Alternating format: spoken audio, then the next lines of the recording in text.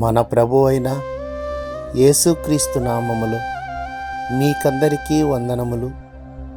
ఈరోజు దేవుని వాక్యము. నీతిమంతులు ఖర్జూర వృక్షము వలె మొవ్వు వేయుదురు, లెబానోను మీది దేవదారు వృక్షము వలె వారు ఎదుగుదురు.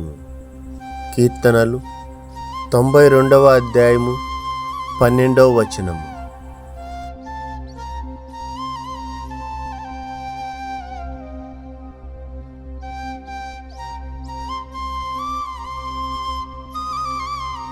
ఈ దినము దేవుని కృప మనకందరికీ తోడై ఉండును గాక. ఆమేన్.